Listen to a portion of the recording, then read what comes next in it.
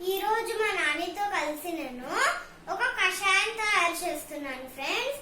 అది మీకు తలలో గాని ముక్కులో గాని కఫం ఫామ్ అయిపోయి ఉంటే ఈ కషాయం తాగిన వాళ్ళకి గొంతులోను ముక్కులోను తలలోను చాలా రిలీఫ్ గా ఉంటుంది ఫ్రెండ్స్. ఇప్పుడు మా నాని నేను చూపిస్తాను ఫ్రెండ్స్. ఇదిగో మా నాని.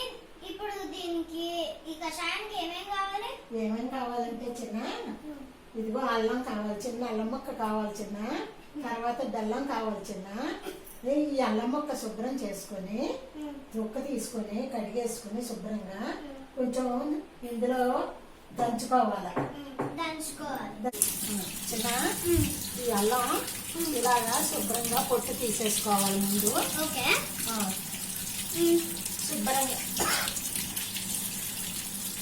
శుభ్రంగా క్లీన్ చేశాను. ఇది ఈ రోట్లో వేసుకొని ఇదిగో ఈ రోట్లో వేసుకొని ఇలాగా వేసి దంచాల, ఇలా దంచాల. సరేలే అయితే ఇలా దంచు నువ్వు. నేను ఇలాగ స్టవ్ వెలిగించి నీళ్లు పెడతాను, మెత్తగా దంచు.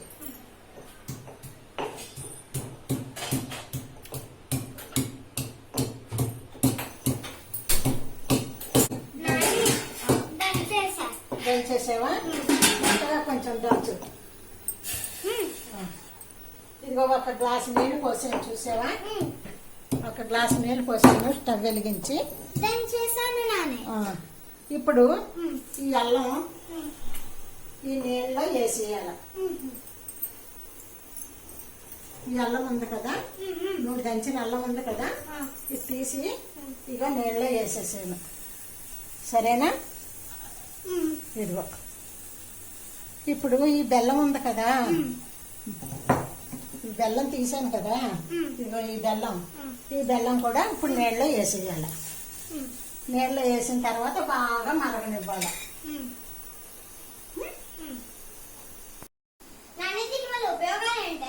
దీనివల్ల ఉపయోగం చాలా ఉన్నదమ్మా.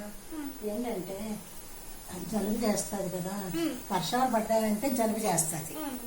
ఒకవేళ వేడి ఎండలు ఎక్కువైపోయినాయి, ఒంట్లోని మనుషులకి వేడి ఎక్కువైపోయినా బాగా మనిషికి సలవా చేస్తుంది, వేడి చేస్తుంది. దీనివల్ల ఉపయోగం, అల్లం వల్ల ఉపయోగం చాలా ఉన్నది.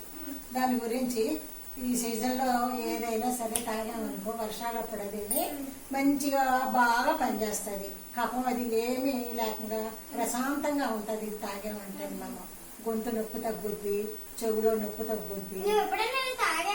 మాకు పూర్వం అంతానే పెద్దవాళ్ళు, మా అమ్మ వాళ్ళని, మా పిల్లలకైనా, మా అమ్మ వాళ్ళైనా మా పిల్లలకైనా ఇలాంటి కషాయాలే ఇచ్చేవారు.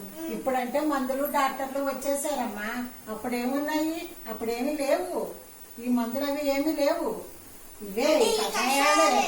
కషాయాలు తాగితేనే ఆరోగ్యంగా ఉండేవాళ్ళం మేము. ఇలా డాక్టర్ దగ్గరికి వెళ్ళడం, ఇంజక్షన్ చేయించుకోవడం ఇవన్నీ ఉండేవి కాదు అప్పుడు. మాట్లాడినా తలనొప్పి అయినా, గొంతు నొప్పి అయినా, ముక్కంటి కారిపోతున్న జలుబు అయినా ఏదో కషాయం.